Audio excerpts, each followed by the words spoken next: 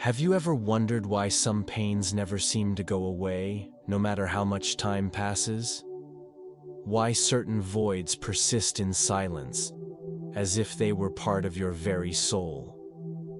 What if I told you there's a spiritual path that not only eases the pain of grief, but completely transforms how you perceive death, loss, and even your own existence? In today's video, you're going to discover how to deal with loss and spiritual grief in a way that goes beyond words, and perhaps for the first time, feel true peace. But listen closely. What you're about to hear isn't in books. It's not one they taught you growing up.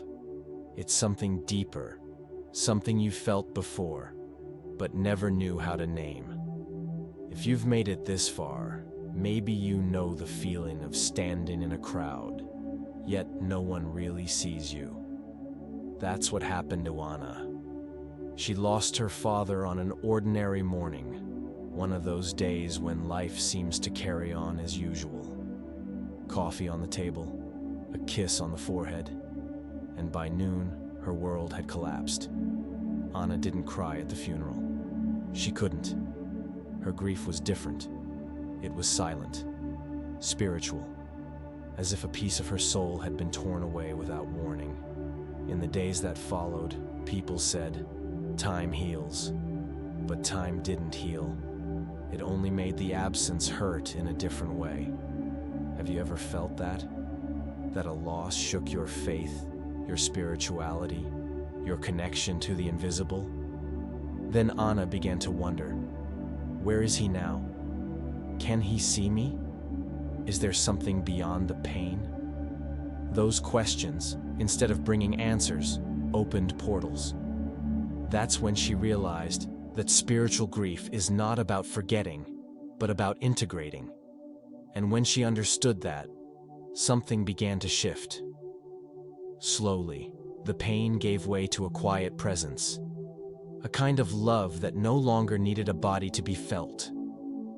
But before you think this is just a beautiful story, know this: there is a process, and that process involves acceptance, questioning, and transcendence. That's what we're going to show you now, step by step, feeling by feeling. First, you need to understand, spiritual grief is not the same as emotional grief. While emotional grief screams, spiritual grief whispers. It doesn't come with tears, but with deep silences. It's not about longing, but dislocation. As if you were pulled from one reality and thrown into another, where the laws of the physical world no longer make sense. And that's exactly why many people get lost. They try to apply emotional formulas to soul-level wounds. It's like using a compass in a magnetic ocean. You try to navigate, but the needle spins in circles. The second step is realizing that losing someone is actually an initiation, a spiritual rite of passage.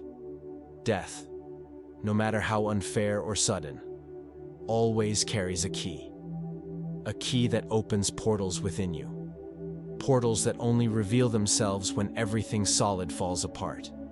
And in the middle of that chaos, you find something that's always been there, your spiritual essence.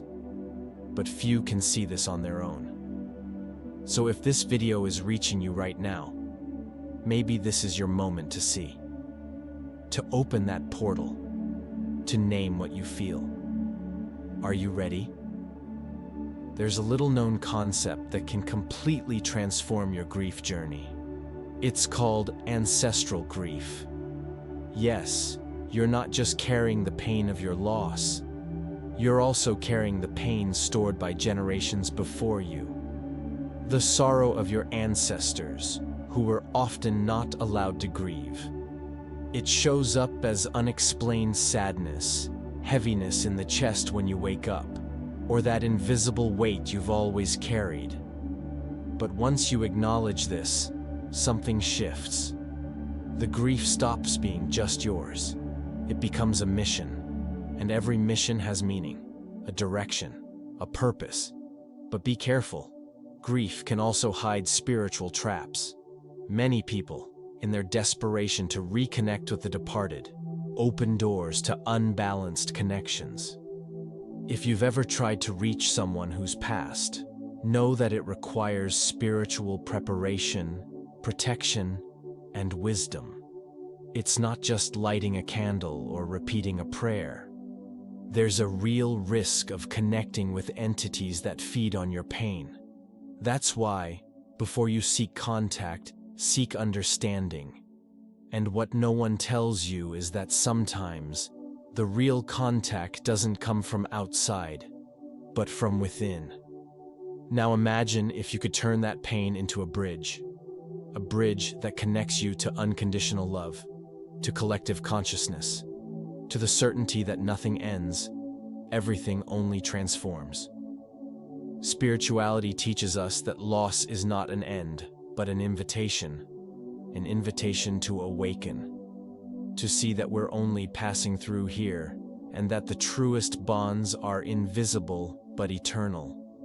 When you accept that invitation, the loss becomes a teacher, grief becomes a guide, and the soul finally finds a new place to rest, within your own peace. Do you remember Anna? After months of silence, she decided to write a letter to her father. Not just any letter, a spiritual letter. In it, she expressed gratitude, forgiveness, and release. As she wrote, something inside her was released too. The tears came, but they weren't tears of sadness. They were reunion tears.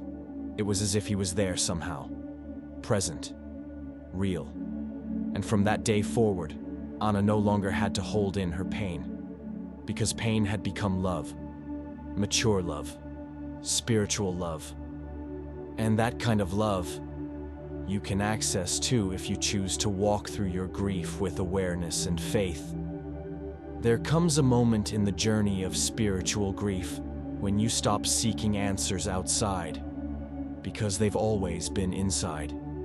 It's when the world's noise starts to fade, and silence begins to speak, but not an empty silence.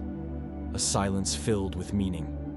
A silence that carries the presence of the one who's gone. Some call it memory, others connection.